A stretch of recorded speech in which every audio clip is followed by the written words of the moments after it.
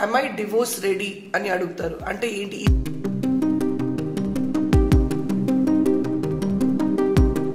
ఇప్పుడు డివోర్స్ వచ్చినప్పుడు కూడా ఇది ఒక ఇంపార్టెంట్ సెగ్మెంట్ కాబట్టి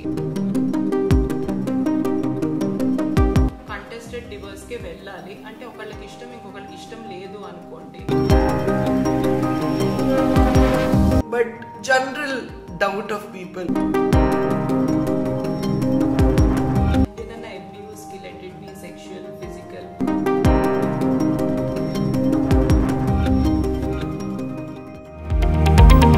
లేటెస్ట్ న్యూస్ అప్డేట్స్ కోసం ఇప్పుడే డౌన్లోడ్ చేసుకోండి media effects app. Hi, welcome to Law Podcast with me Nivedita and my friend lawyer Kavya. Hi Kavya. Hello. So ఎప్పుడులాగానే చాలా వరకు క్వైరీస్ వచ్చింది. So today shall we deal with some of the queries that we have got? Sure. So it's basically, since you also handle family law and family law lo divorce వస్తుంది కాబట్టి కొన్ని queries towards divorce questions. First question ఏంటంటే am I divorce ready అని అడుగుతారు. అంటే ఏంటి ఈ పదం am I divorce ready అంటే ఏంటి? Divorce ready in the sense ఇప్పుడు పెళ్లి ఉంది అనుకోండి, పెళ్లిలో you have to keep everything ready కదా, like for the Sangeet, reception, అవును, like planning, the planning, execution.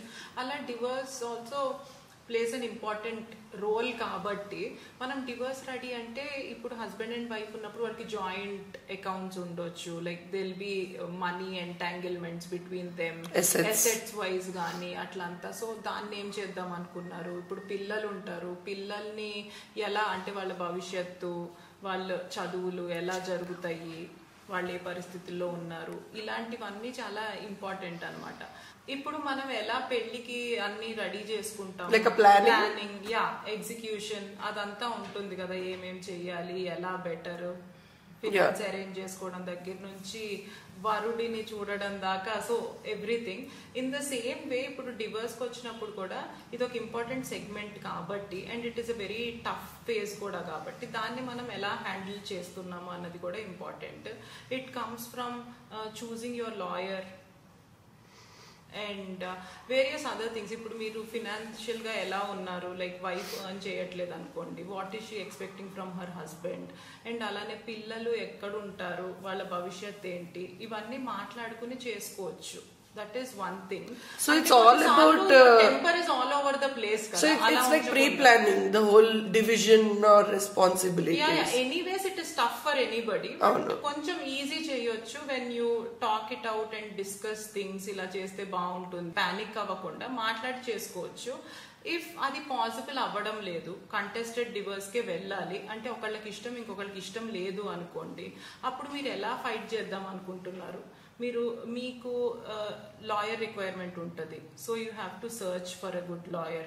And అలానే ఈ టైంలో you need your family support, me parents కానీ లేకపోతే ఫ్రెండ్స్ కానీ, ఎందుకంటే it is a stressful time కాబట్టి మీకు ఆ బ్యాకప్ ఎవరిస్తున్నారు, ఆ సపోర్ట్ సిస్టమ్ ఎవరిస్తున్నారు. అండ్ అలానే ఇప్పుడు మీ హస్బెండ్తో కొంచెం మాట్లాడాల్సి వచ్చినప్పుడు ఎవరది రెస్పాన్సిబిలిటీ తీసుకుని చేస్తున్నారు, like representative or whoever who comes. So ఎవరు ఉన్నారు, so keep backups. You can't just go, సరే నాకు డివోర్స్ తీసుకోవాలని ఉంది, ఎవరో ఒక లాయర్ దగ్గరికి వెళ్ళిపోతాను, వేసేస్తాను, దీనికి నాకు ఓకే డబ్బులు దేనికో అవసరం ఉంది, సరే రేపు డివోర్స్ అయి నాకు చూసుకుంటాను. Life will not go that way కదా. లైఫ్ స్మూత్గా వెళ్ళాలంటే you have to have planning. So డివోర్స్లో కూడా I think when you want to apply for it, మీకు సపోర్ట్గా ఎవరి నుంచి ఉంటున్నారు, all this plays a role. So ఒక లిస్ట్ చేసుకుని ఇది పెట్టుకోవాలన్నమాట మీరు, అప్పుడు మోర్ ప్లాన్డ్. సో నువ్వు అనేది ఇప్పుడు వాళ్ళు డివోర్స్ లాయర్ దగ్గర వచ్చేటప్పుడు ఈ ప్రీ ప్లానింగ్ చేసుకుని వస్తే చాలా వరకు టైం సేవ్ అవుతుంది అని. So that is what is planning for the agreement mutual understanding. Apart from that ఇప్పుడు కంటెస్టెడ్ లో మీరు ఏ లాయర్ దగ్గరికి వెళ్ళాలి, ఎవరైతే బెటర్ దగ్గర నుంచి I think you should take that call. మీతో ఎవరైనా తీసుకెళ్దాం అనుకుంటున్నారా అంటే ఐ యూ దట్ స్ట్రాంగ్ కి మీరు వెళ్ళి లాయర్ తో చెప్పి మాట్లాడగలరా, ఎవరన్నా ఇంకొకళ్ళు వస్తే మీతో బెటరా, ఆ సపోర్ట్ సిస్టమ్ ఎవరిస్తున్నారు, ఇలాంటివన్నీ. అండ్ అలానే ఇప్పుడు మీరు డివోర్స్ తీసుకుందాం అనుకున్నప్పుడు మీ హస్బెండ్ దేంట్లో గొడవలు పడతాడు అదంతా మీకు తెలిసి ఉంటుంది కదా. సో అదంతా కూడా మీరు, అండ్ అలానే ఇఫ్ ఇట్ ఈస్ అబ్యూజ్ అనుకోండి, కొట్టడం తిట్టడము, it's better to have some recording or evidence of the same. ఎందుకంటే ఫ్యామిలీ కేసెస్ లో it is very difficult to prove who's right who's wrong. అదొక స్టోరీలా ఉంటుంది. Every lawyer from their own side, they will say, petitioner will say, I'll say my client is right, the other lawyer will say no, they are lying, allegations are false అని చెప్పి. So some kind of proof, ఈ proof civil లాగానో లేకపోతే criminal cases, other criminal cases like offences against women లాగానో లేకపోయినా వీళ్ళు వేరే ఉంటాయి కదా ఎవిడెన్స్, చిన్న చిన్నవి తిట్టడాలు అలాంటివి రికార్డింగ్స్ అవి పెట్టుకుంటాం మంచిది. అలాంటప్పుడు స్మూతర్ అండ్ కొంచెం స్పీడప్ చేయడానికి ఛాన్స్ ఉంటుంది వితౌట్ కాకుండా. This won't be primary evidence in family cases, but secondary evidence కింద, సపోర్టివ్ ఎవిడెన్స్ కింద డెఫినెట్ గా యూ కెన్ గివ్ దట్. అంటే వాట్సాప్ చాట్ కానివ్వండి, ఏదైనా which proves cruelty or any other ground for divorce. So Kavya, ఇంకో question ఏదైతే మనకు Instagram లో వచ్చింది అది ఏంటంటే 3 years ఆఫ్ పెళ్లి తర్వాత, 3 సంవత్సరాల పెళ్లి తర్వాత హెరాస్మెంట్ ఆర్ డౌరీ కేస్ మీద వెళ్ళకూడదు అని. Is it true or no? అంటే 3 years తర్వాత అప్లై చేసుకోకూడదు మీరు, file for any dowry or domestic violence cases. Okay, అది నిజం కాదండి, కానీ అది వైడ్ స్ప్రెడ్ రూమర్ అని చెప్పొచ్చు. ఇప్పుడు చాలా మంది కూడా అడుగుతుంటారు, 3 years అయిపోయిందండి మా పెళ్ళయి, ఇప్పుడు ఎలా నా డౌరీ కేసు నిలబడుతుందా? నిజంగానే నేను హెరాస్మెంట్ కి గురయ్యాను, బట్ 3 years టైం లిమిట్ ఉంటే మరి ఎలా నేను ఫైల్ చేయగలుగుతానా లేదా? నా మ్యారేజ్ అయి 5 years అయింది. అలాంటి లిమిటేషన్ అయితే ఏమీ లేదు. డెఫినెట్ గా మీరు హెరాస్మెంట్ కి గురైతే, ఏదన్నా అబ్యూస్ కి, let it be sexual, physical, verbal, ఎలాంటి అబ్యూస్ కైనా గురైతే, అండ్ డౌరీ కోసం మళ్ళీ మీ ఇన్లాస్ కానీ హస్బెండ్ కానీ ఎవరైనా హెరాస్ చేస్తుంటే ఖచ్చితంగా మీరు ఆ కేసెస్ కి వెళ్ళొచ్చు, పోలీస్ స్టేషన్ కానీ కోర్ట్ని అప్రోచ్ అవ్వచ్చు. So don't go for this. ఇప్పుడు ఏంటంటే మనం గూగుల్ చేస్తే ఏవేవో వస్తాయి. నేను మా క్లయింట్స్ కూడా చెప్తాను, ఇప్పుడు మనం హెడేక్ అంటే హెడేక్ ఎందువల్ల రావచ్చు అంటే వేరియస్ సిమ్టమ్స్ చెప్తారు. It will be like some headache like normal stress headache to something like cancer.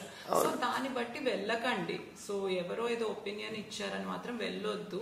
Go for legal help. I think they will be able to guide you. So ఇదైతే correct కాదు.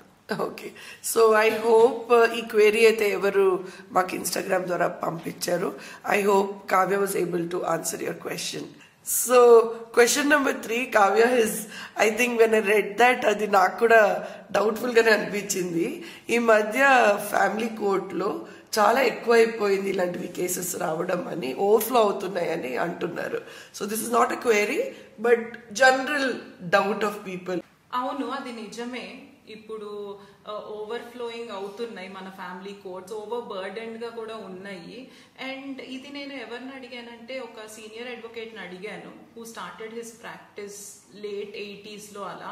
So ఆయన చెప్పుకొచ్చారు, అసలు family court లో ఎక్కువ మంది జనాలు అప్పుడు ఉండేవాళ్ళు కాదు, చాలా ఫ్యూ కేసెస్ ఉండేవి, ఫ్యూ ఫైల్ అయ్యేవి అని చెప్పి. కంపారిటివ్లీ ఇప్పుడు అప్పటికి ఇప్పటికీ పోలిస్తే చాలా డిఫరెన్స్ ఉంది అని ఆయన చెప్తారు. ఐ థింక్ వాళ్ళకి ఇంకా బాగా తెలిసి ఉంటది కదా, who started practising decades back, వాళ్ళకైతే చాలా మేజర్ అంటే ఆ ట్రాన్సిషన్ చూసుంటారు కాబట్టి. ఎస్, అంటే వాళ్ళు ఇప్పుడు సివిల్ కేసెస్ అవే ఎక్కువ వచ్చేవి, కానీ ఫ్యామిలీ కేసెస్ అంటే తక్కువ వచ్చేవి, ఫ్యామిలీ కోర్ట్ హాల్స్ కూడా తక్కువ ఉండేవి.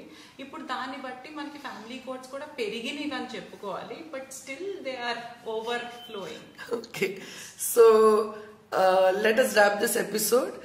Idi last episode of the year 2024. Wishing a great 2025 to everybody. Ilantivi me doubts, queries pampichandi, and I'm sure I don't know how to wish you.